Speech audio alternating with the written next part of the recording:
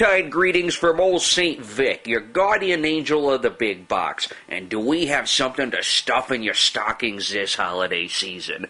That is, if your stockings are big enough to hold this glorious piece of cardboard controversy that is Silent Night, Deadly Night in the big box.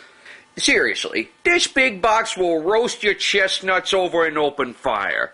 The Silent Night big box is so powerful and gruesome and sacrilegious that I've just received word that Bill O'Reilly has surrendered in the war on Christmas, which didn't take as long as we thought.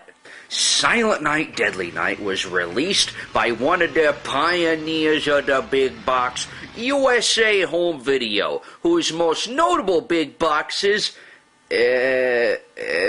this is all sounding kind of familiar.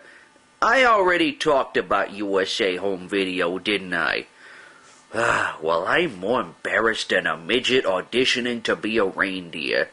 So what am I supposed to do now to pass the time? There's gotta be something I can do.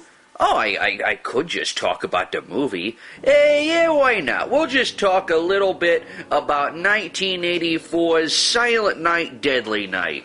The movie is the story of little Billy, who had a childhood like any normal kid in the 80s. That is, if you saw your father killed and your mother raped and killed by a man in a Santa suit. We've all been there. The 80s was a weird time. Hey, you little bastard! Especially for crazy grandfathers. Santa Claus only brings presents to them that's been good all year. To the ones that ain't done nothing naughty. Naughty. All the other ones. All the naughty ones. He punishes. Little Billy grows up in an orphanage, which is just how I remembered my experience in the Catholic schools, being tortured by nuns and whipped repeatedly with the ruler. Seriously, you should see the ruler imprints on my backside. My ass has more inches than my dick, no joke. Years pass, and now Big Billy has a job at a toy store. Things start looking up for Billy, until he starts chopping people up. Oh, am I skipping over a plot point?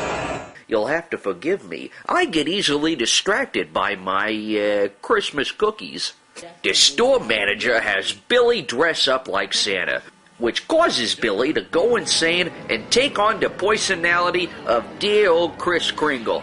Keep in mind, Billy only knows Santa as a man who punishes people for being naughty, and that's what Billy does. There you are, you bad kitty. Punish!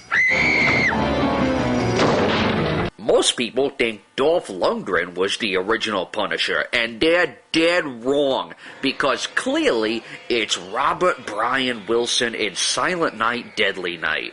There are all kinds of fantastic death sequences here, with my personal favorite being the kid who gets me sledded on the snow hill.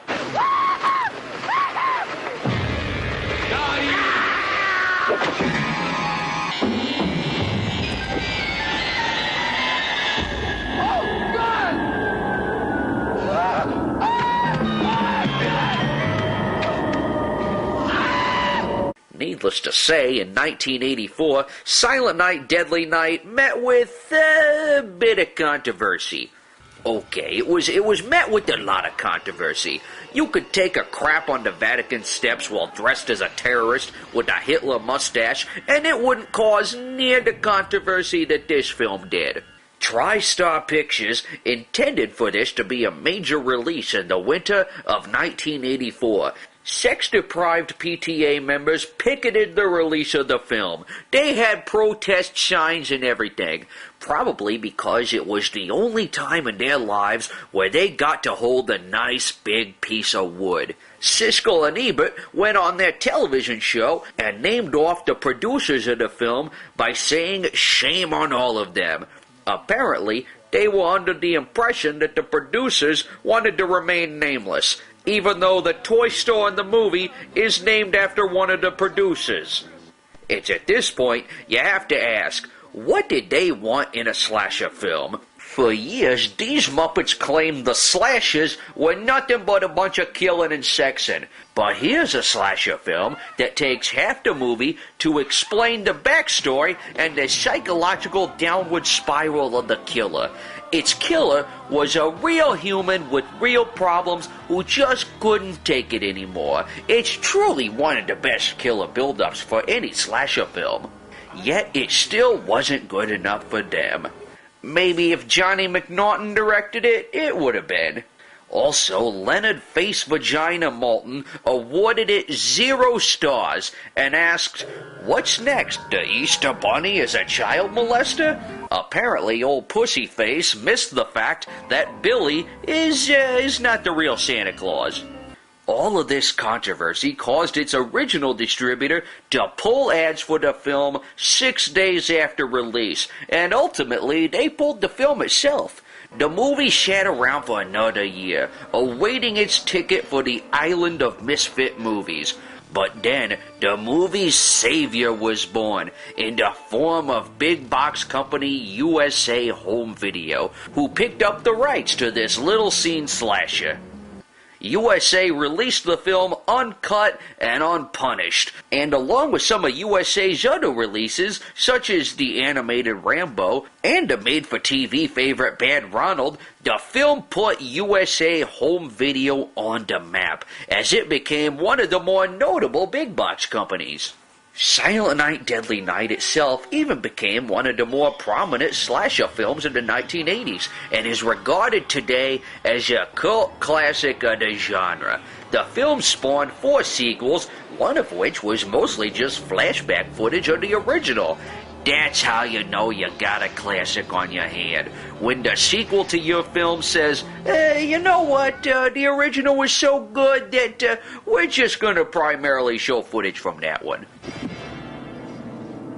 Now, if you'll excuse me, I've got to find out what the big box model wants for Christmas, and something tells me it's going to involve your old buddy Vic in a little drummer boy outfit.